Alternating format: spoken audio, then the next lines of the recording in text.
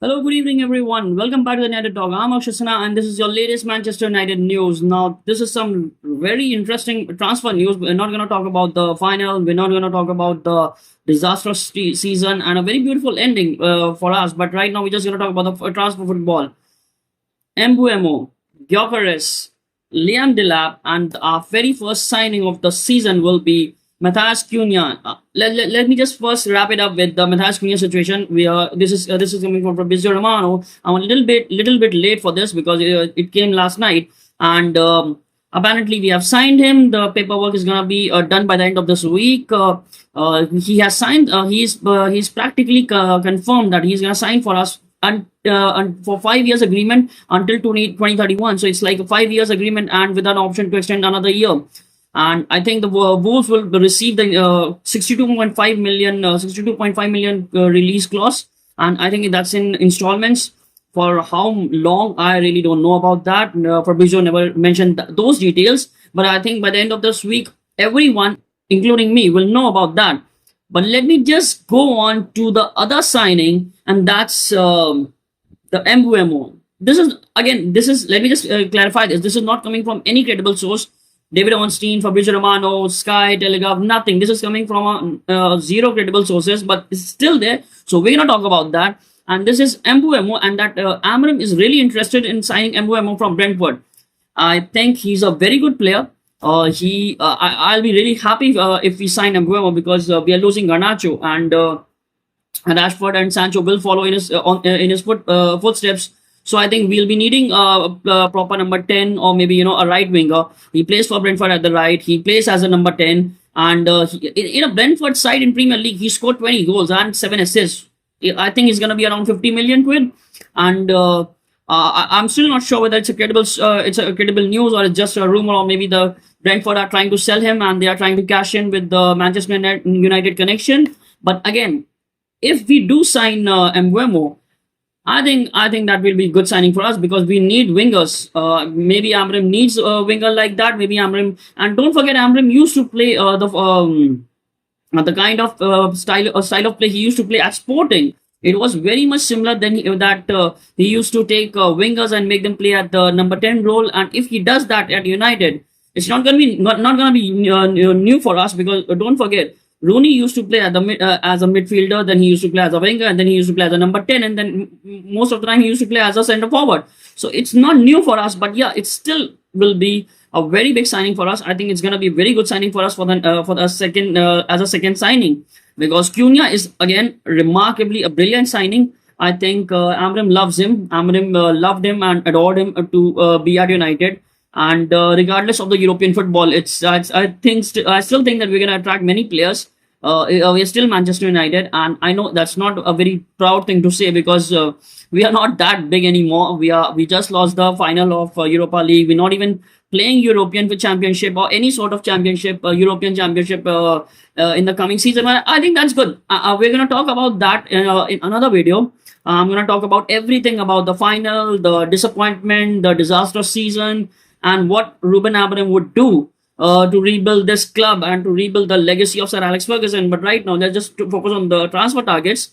And like I said, the Mbuemo story is not coming from a credible source. We don't have much from it. It's just in a couple of Twitter posts and from a couple of English articles, I guess. So not a very credible source, but still, if that happens, the 50 million signing, the second 50 million signing for Man United for this summer as a rebuild, I think it would be good. I don't know whether he's going to be a proper fit for United or not, but I think, like I said, we'll be losing a couple of wingers like Rashford, Sancho, even Garnacho. I think it would be a good signing for us, and let's hope that this uncredible source is converted into a credible source, and we're going to talk about that as well. Right now, let's just focus on the other thing, and that's the striker chaos, the striker mayhem that has been bugging for us for so long. I mean, I'm really pissed off with the whole striker situation because earlier we were like desperate to sign Gyökeres because there were like multiple rumors that Gyökeres is desperate to sign for United because he loves Amorim, he loves to play under him, he adores him, and Amorim was the one who trained him at Sporting. He bought Gyökeres when he needed Sporting. He wanted to rebuild the Sporting. He helped him, and they achieved a lot. Uh, he is a goal machine, and anyone who's in desperate need of a striker would love Gyökeres at their team. But unfortunately, now this is coming from Telegraph that Liam Delap is almost done. And maybe by next week, he'll be the Manchester United player. And again, I really want to talk about this because this is coming from Telegraph that Liam Delap is one of the signing of Man United next signing. And this is coming from Florian Pettenberg that Gyökeres is off. The Gyökeres deal is off with Man United because there is no European Championship and the player is desperate for European Championship. And I really don't believe that. I really don't believe that because there is some particular journalist or some particular article outlet who are actually claiming that Gyökeres has actually snubbed Man United because they lost the final. Because up until Man United reached Europa League final, it was obvious there were connections, there were rumors that Gyökeres would land at Manchester United. Now, just because we lost the final, it could be possible that he's maybe attracted towards other offers, but I don't think for 1 second that Gyökeres has snubbed Man United or maybe snubbed Ruben Amorim because he wants to play for Europe. He wants to play European Championships. I really don't believe that. I think there's a flip side to it. I think there's a very darker side to it, which many of our fans from the fan base are not even thinking about this. The most important thing, the technical director Jason Wilcox, even Ruben Amorim in his own press conference has said that there has to be some backing because people love him, people back him, but there will be a couple of signings which are not Ruben Amorim initiated. And if that happens, let me tell you, Jason Wilcox, the technical director, he is responsible for this deal off because if you're gonna sign Gyökeres and you're not in European championships, any of the championships, then you're gonna pay for the release clause. It's around 65, 63, 64, 65 million quid. And honestly, if you're paying for Gyökeres, I don't think so. Sporting will reject the offer if you're gonna pay in the installment. I really don't think so because Sporting has a very good relationship with Ruben Amorim. Gyökeres has a very good relationship with Ruben Amorim. Maybe there is a flip side that Manchester United are again avoiding the premium option that Ruben Amorim would love at United because he needs a proper player who's around 25, 26 years old and is in prime of his life and is actually a run machine. And look at what Gyökeres has done at Sporting. I know it's a fairly less competitive team, less competitive league, but again, that doesn't just reject the notion that Gyökeres is not a good striker. He has scored more than 100 goals for Sporting in 2 years. What else do you need from a striker? His goal involvement is more than 43. What else do you need that? I mean, just think about this. Ruben Amorim loves the guy. He loves Ruben Amorim. Sporting has a very good relationship with them. Manchester United have already made a brilliant relationship by signing Bruno Fernandes from the Sporting. And now there's a news that Gyökeres has snubbed Man United and Ruben Amorim for European Championship. I really don't believe that. I think it's all a hoax. They are just trying to put a nail to that coffin because they want a cheaper target. Liam Delap from Ipswich. Obviously, he's an English striker. Wilcox literally loves him because he was at Man City in the youth setup. And he has a good relationships with the family of Liam Delap, probably. And I think the only reason that Gyökeres deal is not coming off is because Jason Wilcox. And I actually believe that. And if that happens, if we are gonna sign another developmental striker, it's gonna put more pressure on Rasmus Højlund. Because we already have that kind of a striker who has a good hold-up play, who's good, who's not that good with the poaching thing, but he needs another striker who can actually take off a little bit of burden that he has been holding him back for in the last season. You really need a proper number 9 who can actually score multiple goals, at least 25 to 30 goals for this season so that Rasmus Højlund can come off the bench or maybe start some of the games and actually do something good. You don't want to put pressure on him. And if you're going to sign another developmental striker who's just 22 years old, has not proven himself very good, because I know there's a good striker, he's at 22 years old, maybe he has something that it takes. Maybe he could be a potential Harry Kane or something like that, but I really don't give a fuck right now because we need a proper striker who's great right now. We don't need another striker who can become a legend in 4 to 5 years. Because who knows if he wants to play for us in 4 to 5 years? Who knows if he could just be another Charlie Austin? I don't want that. I really want someone who can actually take off a little bit burden of Højlund and actually can do something about scoring goals, because as Manchester United, we have sucked at scoring goals. In the last season, this pathetic, disastrous season, Ruben Amorim, he actually had a problem because he doesn't have finishers. He just doesn't have finishers, and that is the problem. We need a proper goal scorer. You don't need another developmental striker who can actually come and join the team, can come off the bench and can have a very good hold up play. But don't forget, he was playing for Ipswich, man. Come on, seriously, just think about it. For 1 fucking second, he was playing for Ipswich. They don't have pressure. You can't just say that I'm going to play for Man United in the next season because Manchester United doesn't have a striker. Man United doesn't have a striker, but we don't need another 22-year-old who may or may not live up to his potential. We don't want that. I'm sick and tired of us signing these players. I mean, just think about this. Sancho was great at Dortmund because it was a far less competitive league. Look at what happened when he arrived at Man United. If he had a problem with Ten Hag, fine, I get it. But he went to Chelsea. He had no problems with Chelsea, but still he couldn't perform under pressure. So that's what the problem is. Look at Rashford. Rashford was a prolific striker. He was a prolific forward. But look at what happened to him now. Even when he went to Aston Villa, there was no pressure on him. He was on loan. We were paying his salary. Still, he couldn't do shit.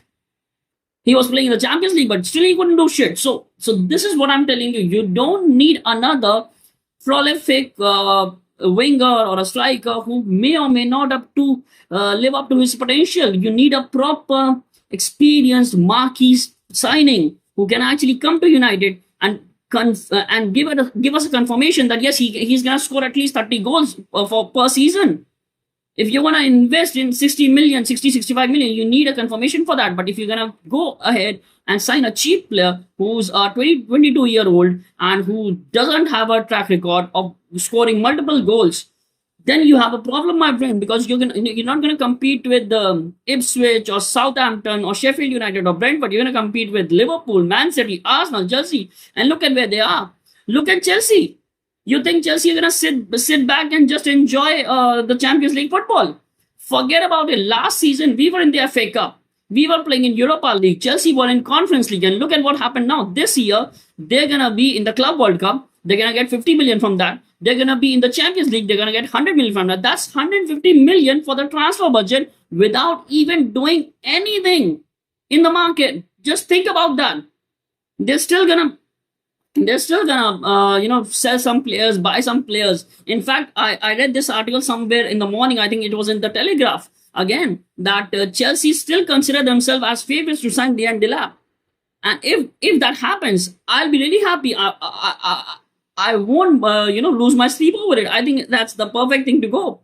Chelsea can afford to sign another striker who has potential, because they have multiple wingers, they have multiple players, and most importantly, they have money to go and buy something which is far experienced and better. And if they are trying to take Liam Delap deal out of our hands, I'll be more than happy with it. I'll be really more than happy with it. I don't want Man United to sign Liam Delap for in the names of signing English strikers. The obsession of having English players in the team has actually led us down in ruins. I mean, I saw the game at the Europa League final. I couldn't look at the screen when it was showing Sir Alex Ferguson. The man was literally frustrated, annoyed, and he must have been, he must have had a thought in his head that these guys have ruined my club. The Glazers have ruined the club, but I'm not going to rant about Glazers right now. The point is, if Jason Wilcox is so obsessed with signing a young 22-year-old English striker because he's cheap and because he knows him from his Man City's youth setup, so that's a little bit terrifying for us, because do not forget this for 1 second. Every time we had a manager since Sir Alex Ferguson left, from Van Gaal, from Oli, Ten Hag, Mourinho, never ever there was one manager who got his A-listed signing. Never. It was like, I think even Sir Alex Ferguson couldn't do that. So this is the problem with the Glazers. They won't get you your A signings. You're not gonna get your first choices. Okay, this is I need this player and I want him. You're gonna get B or C or maybe sometimes D. Don't forget, these are Glazers. They're not gonna give you a lot of backing in terms of financial situations. And this is what terrifies me, because if Jason Wilcox is desperate to sign and he's all over this deal, it's all over the internet. You can go on Twitter, you can go on Facebook, Instagram, any journal, any English sports journal. There's everyone is mentioning the name of Jason Wilcox, the technical director of Manchester United, who came from Man City, knows Liam Delap from his Man City's youth setup, and has a great relationship with the family, with the player, and he's desperate to sign him because he thinks he's the next potential striker for Man United. Because in couple of years he's going to turn around 24, 25, and he'll be at the prime of his career, and he'll be playing for Man United and for English football team as well. And that's preposterous. You can't just think about that right now. You need Man United to succeed, not English football team. And that's just so frustrating and disappointing right now. But let's just skip ahead. Maybe something happens, and we're gonna know about that because the kind of season we had last season. I think I'm sorry. I think we're gonna sign multiple players before the end of June, and if that happens, I'll be really happy. But I really want Man United to sign proper players and not just potential developmental players. Let's see what happens. On the more transfer news, I'm just gonna mention a couple of more things. There was this news about the contract signings, but as of now, nothing has been confirmed. It's still clear that Lindelof, Christian Eriksen, and Johnny Evans will leave the club. Onana is desperate to stay at United, but Ruben Amorim wants him to leave, and the story is pretty much same. We already did an interview over this, and it's quite disappointing because we all want to kick Onana's ass out of this club. But he doesn't want that, because obviously if he leaves United right now, he's gonna be a failure for the rest of his life. It's gonna be on his resume that he failed at United, and he doesn't want that. That is why he's desperate to fight for his spot. He doesn't want to leave. Man United want to ship him off. There are some interest from Saudi. I guess we already talked about this. So there's in a video on my channel, and there are some interest from Saudi, but he's not interested to leave. And I don't think they've covered pretty much all of it, and there's nothing else left. And I'm not gonna talk about Bruno or Ruben Amorim or the style of or him sticking to his style of play. We're gonna talk about that in another video. But right now I'm just done with this. Let's hope that in by tomorrow morning we can receive some good news as far as transfers are concerned, or maybe some good news just related to Liam Delap signing for Chelsea. I'll be really happy for that. But until then, please take care of yourself. Thank you for watching the show. If you're still here, please share it with your friends and Manchester United fans. Thank you so much for watching the show. Glory, Man United. Bye bye.